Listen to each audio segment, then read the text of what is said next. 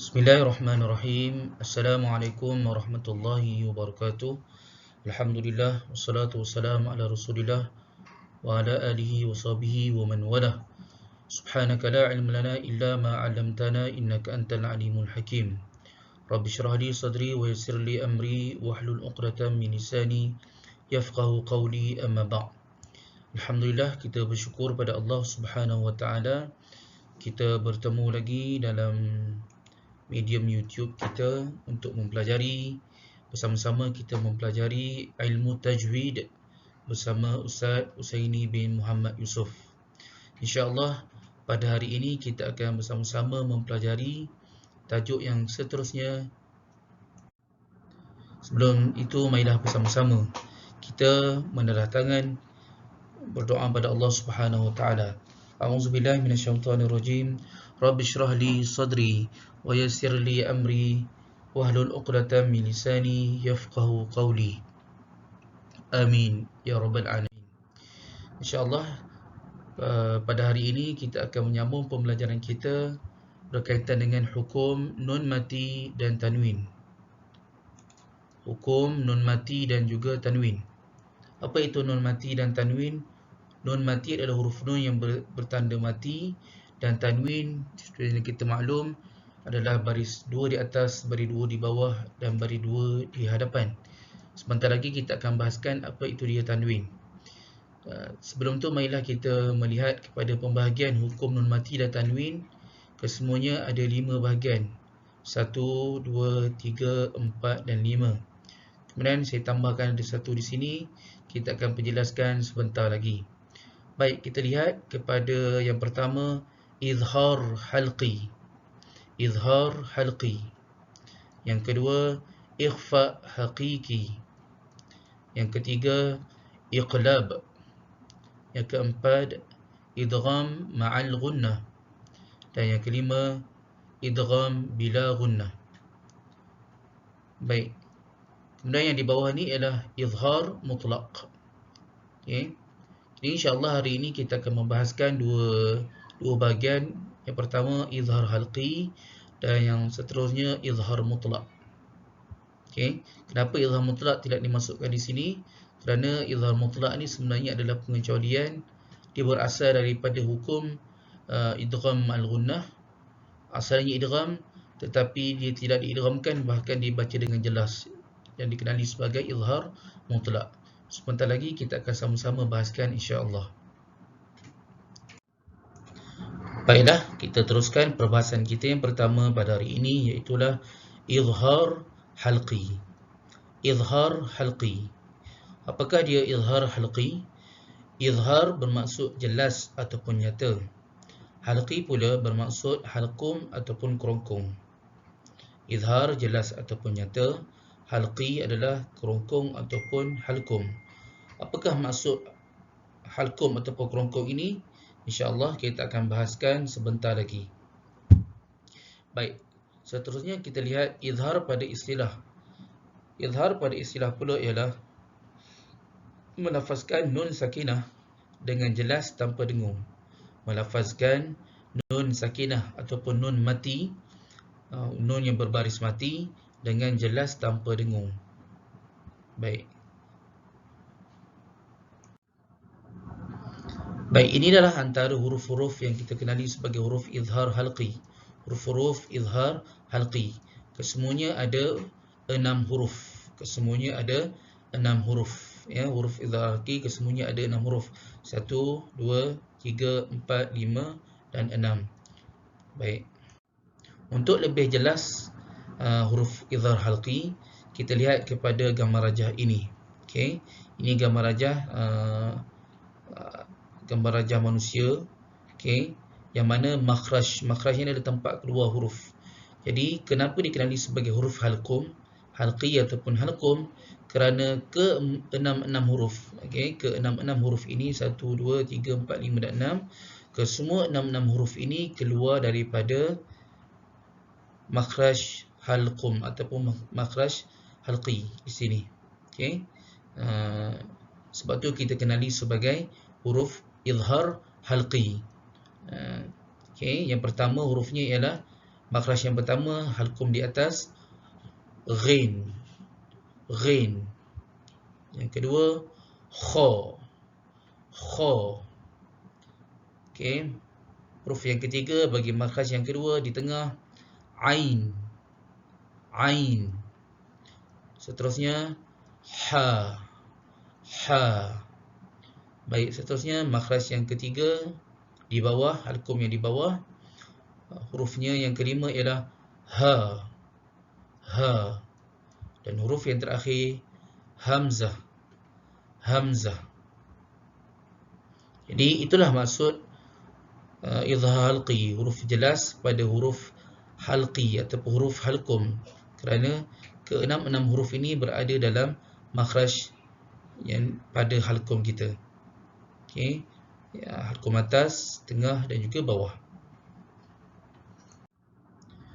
Baik, izhar halqi ini adalah hukum nun mati ataupun tanwin bertemu dengan salah satu huruf izhar halqi. Kita telah bahaskan tadi, huruf izhar halqi kesemuanya ada 6 huruf. Okey. Jadi bila mana nun mati ataupun mana-mana tanwin bertemu dengan mana-mana huruf daripada izhar halqi, bacaannya ialah jelaskan bunyi nun. Okey, jelaskan bunyi nun.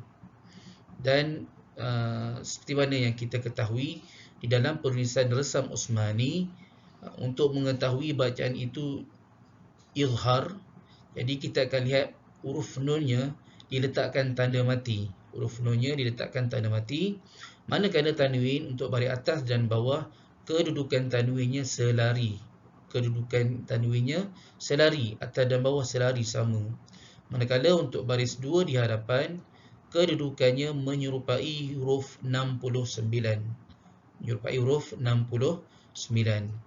Berbeza dengan dengung, nunnya tidak diletakkan tanda, baris atas, baris dua di atas dan di bawah tidak selari, dan baris dua di hadapan membentuk nombor 99. Tetapi untuk izhar, kedudukan nun matinya begini, diletakkan tanda, baris atas, baris dua di atas selari, baris dua di bawah selari, dan baris dua di hadapan membentuk 69.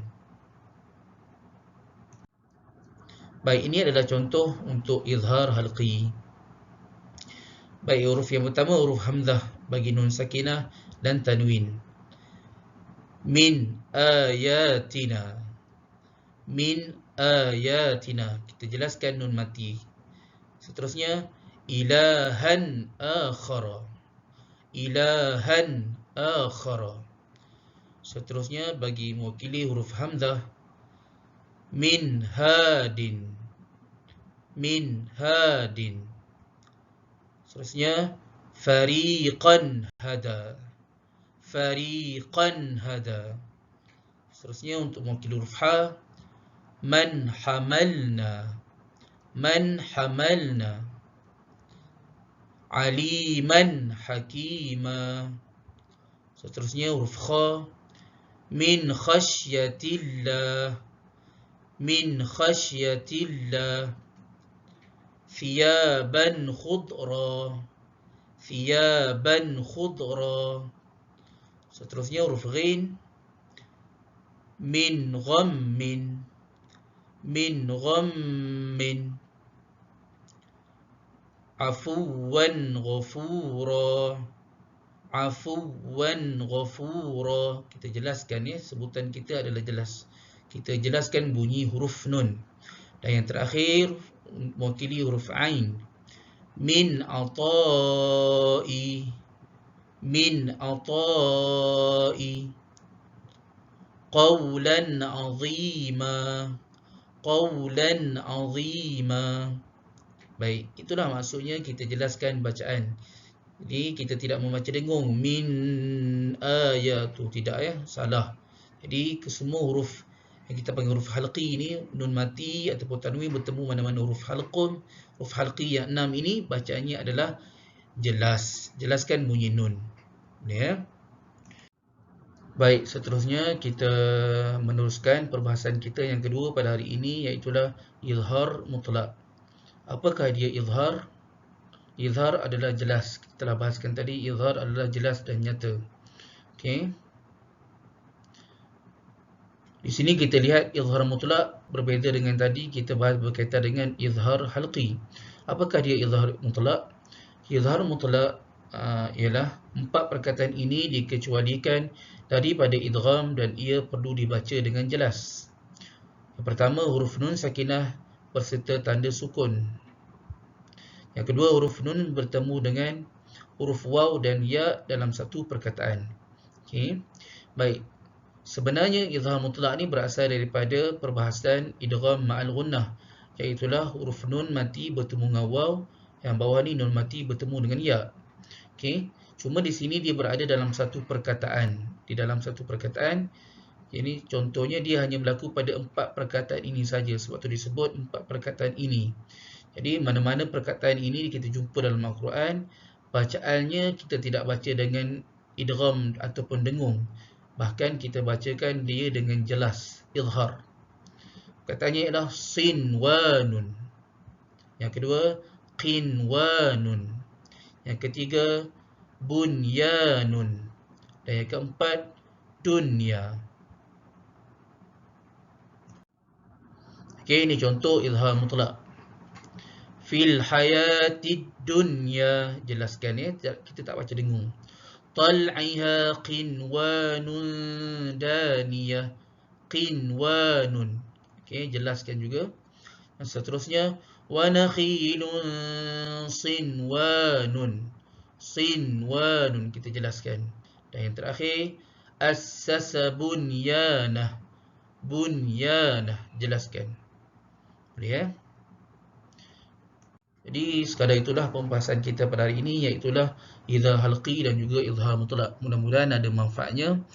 Jadi bersama-sama kita akhiri ini dengan doa khatam Quran. Allahumma arhamni bil Quran waj'alhu li imama wa nuran wa hudan wa rahmah. Allahumma dzakkirni minhu ma nasitu wa 'allimni minhu ma jahiltu warzuqni tilawatahu ana al-laili wa atrafan nahar waj'alhu li hujjatan ya rabbal alamin. Amin ya rabbal alamin. Jadi sekadar itu dulu, terima kasih. InsyaAllah kita berjumpa lagi pada masa akan datang. Mohon maaf jika ada terlebih terkurang. Wallahu a'lam.